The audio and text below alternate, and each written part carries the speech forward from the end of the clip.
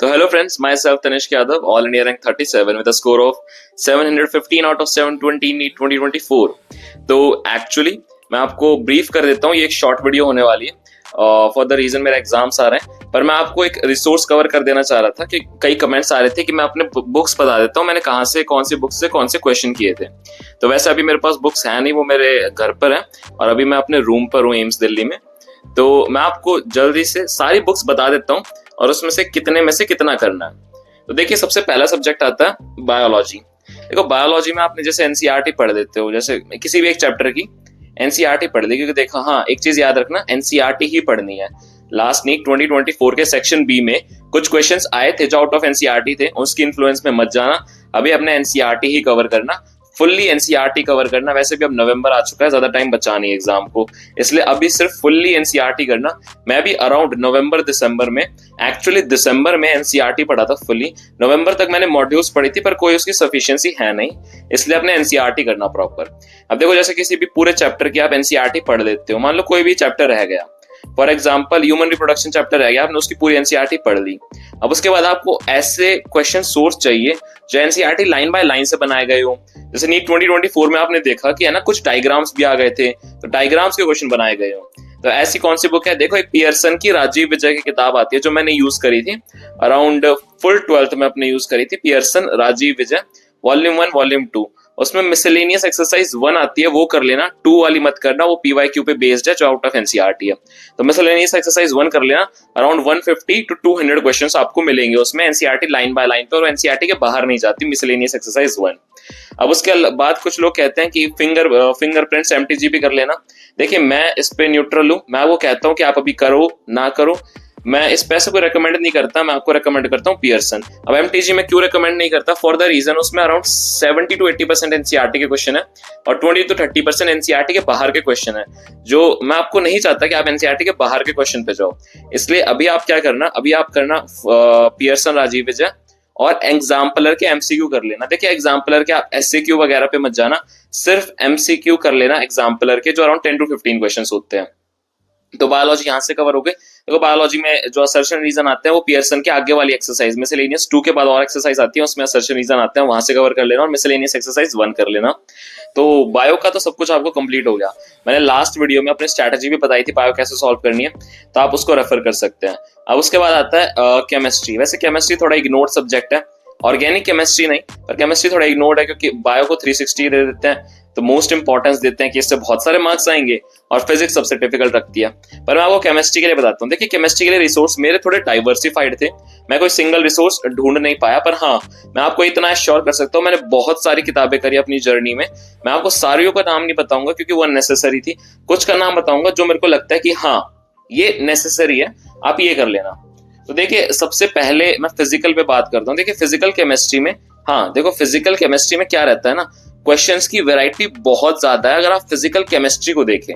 पर अगर आप physical chemistry in relevance to chemistry NEET के पेपर के हिसाब से देखें तो फिजिकल केमिस्ट्री आप नीट के हिसाब से देखें तो फिजिकल केमिस्ट्री में नीट में क्वेश्चंस की वैरायटी इंडिविजुअल चैप्टर के लिए कम रहती है, ओवरऑल तो ज्यादा है, पर नीट में फिजिकल केमिस्ट्री के लिए क्वेश्चंस की वैरायटी कम रहती है। तो उसमें आप एनसीईआरटी की बैक एक्सरसाइजेस और टेक्स्ट क्वेश्चन जरूर कर लेना। जैसे फॉर एग्जांपल नीट 20, मैं अभी भी जितना याद कर सकता हूँ, मोल कॉन्सेप्ट में नीट 2022 में एक बहुत अच्छा क्वेश्चन आया था, और वही ऐसा ही क्वेश्चन नीट 2024 में भी आया था, और बाकी सारे चैप्टर में भी मैं कई इंटेक्स्ट क्वेश्चन याद कर सकता हूँ केमिस्ट्री का पेपर देते वक्त कि वो मैंने एनसीईआरटी में करे थे। तो इसके अलावा इंटेक्स्ट क्वेश्चन हो गया जैसे, और बैक एक्सरसाइजेस हो गए। एग्जाम्पलर मैं आपको केमिस्ट्री के रेकमेंड करता हूँ, एमसीक्यूज कर लेना, और हाँ उसमें शॉर्ट आंसर क्वेश्चन है, उन्हें भी एक बार प्रैक्टिस कर लेना, या फिर ऊपर से बस देख लेना उन्हें कि आप उसे सॉल्व कर सकते हैं नहीं, क्योंकि आपके पास टाइम कम है तो ये टाइम बचाएगा। तो जैसे एग्जाम्पलर हो गए, बैक एक्सरसाइजेस हो गई, इंटेक्स्ट क्वेश्चन हो गए। अब उसके बाद आपको क्वेश्चन कहाँ से करने हैं? देखिए, सबसे पहले फिजिकल केमिस्ट्री के लिए तो मैं अपनी मॉड्यूल पर रेलेवेंट था। कब तक? एंड तक, अप्रैल तक मैं अपनी मॉड्यूल पर रेलेवेंट था कि जितने फिजिकल केमिस्ट्री के क्वेश्चंस है मैं अपनी एलन की मॉड्यूल से ही सॉल्व करा था। उसके बाद आते हैं इनऑर्गेनिक के क्वेश्चन। देखिए, वैसे इनऑर्गेनिक के लिए मैं वीके जायसवाल कहता हूँ कि स्टूडेंट्स वीके जायसवाल करें, पर वो शुरुआत में कर लेना। जैसे शुरुआत में करते आए हो, अगर आप नीट 2026 देने वाले हो तो आप शुरुआत में अब से वीके जैसे सवाल कर सकते हो, पर इन दी एंड मैं आपको रेकमेंड करूंगा कि एक बार एनसीईआरटी से गो थ्रू कर लेना। बैक एक्सरसाइजेस में बहुत क्वेश्चन मिलेंगे, बहुत थियोरेटिकल क्वेश्चन मिलेंगे, उससे भी एक बार गो थ्रू कर लेना कि आप वो कर सकते हो या नहीं। एंड टेक्स्ट क्वेश्चन कर लेना और एनसीईआरटी एक बार स्किम कर लेना इनऑर्गेनिक के, क्योंकि इनऑर्गेनिक की एनसीईआरटी बहुत पूछी जाती है और उसमें से थियोरेटिकल क्वेश्चंस बहुत बन के आते हैं, हर साल बन के आते हैं। तो केमिस्ट्री में पॉइंट रह गया। अब उसमें जैसे बुक्स रह जाती है फिजिकल की, तो जैसे मैंने कहा अपनी मॉड्यूल, इनऑर्गेनिक के लिए भी मैं मॉड्यूल भी कहीं रिकमेंड कर देता हूँ अभी के टाइम में, क्योंकि आपको ज्यादा इन डेप्थ जाना नहीं है। अब उसके बाद आती है ऑर्गेनिक केमिस्ट्री। देखिए ऑर्गेनिक केमिस्ट्री में मैं आपको कहता हूँ कि एग्जाम्पलर वो अपनी एररलेस खरीद लेना, अपनी एररलेस खरीद लेना, और उसमें जेई के जितने क्वेश्चंस है, देखिए मेन एक्सरसाइजेस पे मत जाना, वो आउट ऑफ एनसीईआरटी दिखेगी, पर जेई के जितने भी क्वेश्चंस है 2019 से लेकर, देखिए जेई 2019 उसमें लेटेस्ट ट्रेंड करके क्वेश्चंस आएंगे, जेई 2019 से लेकर जेई 2024 तक के क्वेश्चंस कर लेना। मेरे टाइम मैंने 2019 से लेकर 2023 तक के सवाल किए थे, तो उसमें नीट की बहुत अच्छी प्रिपरेशन हो गई थी, क्योंकि जेई के कुछ सवाल होते हैं जो नीट में डायरेक्ट उठ के आ जाते हैं, और जेई का लेवल एक नीट के लेवल के हल्का सा ऊपर ही रहता है। तो अगर आप नीट के दिन स्ट्रेस में भी रहेंगे तो आपने इतना लेवल प्रिपेयर कराया तो आप नीट के लेवल तक तो कोप अप कर ही सकते हैं। और उसके बाद एक यूनिवर्सल बुक जो मैं आपको कहता हूँ कि आपको एनसीईआरटी के लेवल के लिए, नीट के लेवल के लिए केमिस्ट्री में करनी ही करनी है, वो एमटीजी।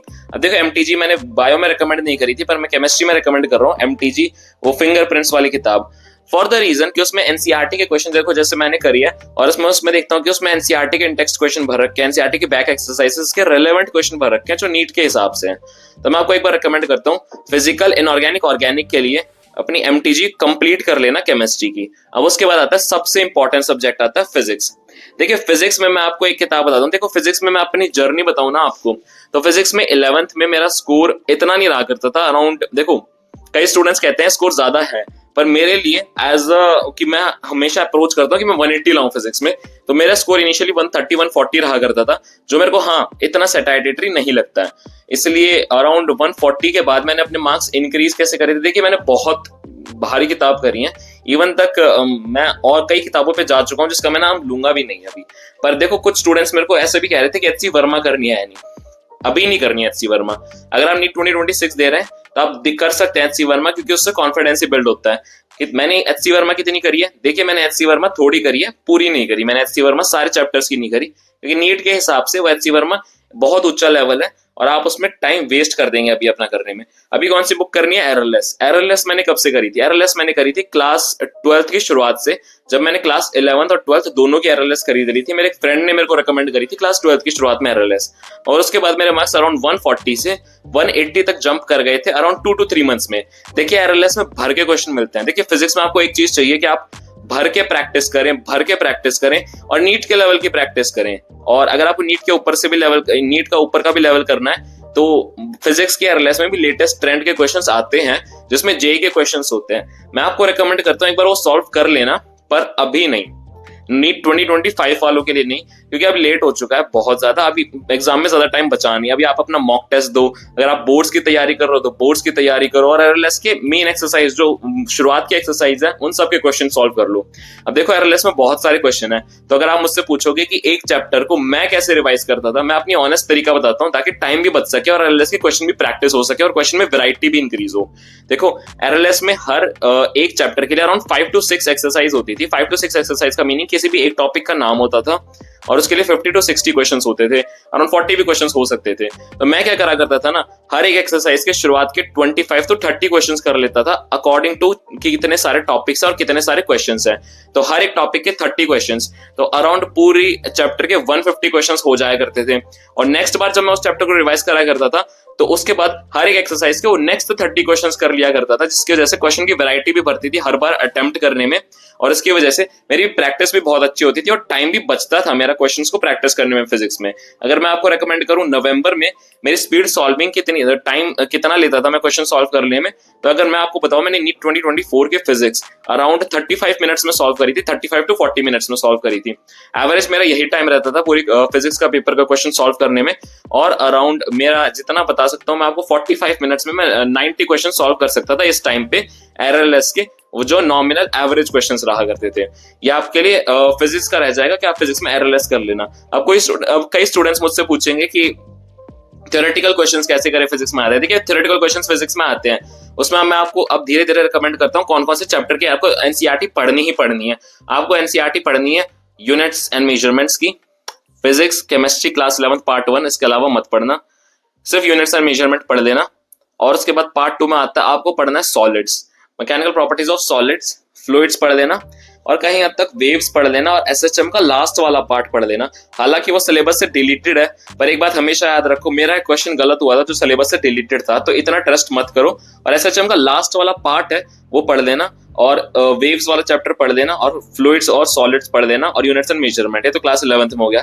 क्लास 12th में पार्ट 2 फिजिक्स, वो तो पूरी पढ़ लेना आप, रे ऑप्टिक्स, वेव ऑप्टिक्स, और जितनी भी अपने मॉडर्न है। उसके बाद पार्ट 1 में मैं आपको रिकमेंड करूंगा, अगर आपको टाइम मिले अभी तो आप सारे चैप्टर पढ़ लो, वरना मेन आप चैप्टर पढ़ लो electromagnetic waves, alternating current, electromagnetic induction, और मैग्नेटिज्म एंड मैटर। खासकर मैग्नेटिज्म एंड मैटर तो आपको पढ़ना ही पढ़ना है। इसमें थ्योरेटिकल क्वेश्चंस बहुत बन के आते हैं। मैंने अपनी एक लास्ट वीडियो में दिखाया था कि नीट 2024 में कितने थ्योरेटिकल क्वेश्चंस आए थे मैग्नेटिज्म एंड मैटर से, तो आप उसको पढ़ लेना एक। ये अपने थ्योरेटिकल्स रह गए, और सारे चैप्टर की पॉइंट्स टू पॉन्डर और समरी तो पढ़नी ही पढ़नी है, क्योंकि उनसे डायरेक्ट क्वेश्चन आ सकता है। आप देख सकते हैं नीट 2024 में भी आया था, जिस क्वेश्चन के लिए ब्लंडर हुआ था सुप्रीम कोर्ट में, तो आप उसको देख सकते हैं, उसको रेलेवेंट कर सकते हैं। और अगर आप उनसे पूछे कि ओल्ड एनसीईआरटी पढ़े या न्यू एनसीईआरटी, देखिए कुछ चेंजेस हैं, स्टेटमेंट में कुछ चेंजेस हैं, और मेरे पास ओल्ड और न्यू एनसीईआरटी दोनों थी, और मैंने अपने टाइम ओल्ड और न्यू एनसीईआरटी में जितने भी चेंजेस हैं उन्हें रिकॉग्नाइज कर लिया था कि कैसे कौन कौन से चेंजेस हुए हैं, और मैंने उन्हें मार्क कर लिया था। मैं शॉर्टली वो अपलोड कर दूंगा अपने चैनल पे, कम्युनिटी पोस्ट में, एक पीडीएफ पे, तो उसकी टेंशन मत लेना। और अगर आप मुझसे पूछना कौन सी बुक पढ़े, तो मैं तो कहता हूँ, पहले तो कहता था ओल्ड बुक पढ़ो, ओल्ड एनसीईआरटी पढ़ो, पर अब मेरे हिसाब से आप न्यू एनसीईआरटी पढ़ लो। पर आप पहले कहीं से पता करा लो कि किसी को कितने और चेंजेस पता है। बाकी जितने भी चेंजेस मुझे पता है वो मैं शॉर्टली पीडीएफ के फॉर्मेट में अपनी कम्युनिटी पोस्ट पे अपलोड कर दूंगा। तो ये रह गए मेरे बायो के, अपने फिजिक्स के और केमिस्ट्री में मैंने क्या क्या रिसोर्सेस करे थे। अभी तो मैं उनसे ब्रीज कर रहा हूँ ऊपर से, पर जब तक मेरे पास बुक अवेलेबल होगी जो मेरे घर पर है, मैं आपको उसका डिटेल बता दूंगा कि कैसे कौन से क्वेश्चन सॉल्व करने हैं। तो यहाँ तक वीडियो देखने के लिए thank you guys for watching this video. Bye.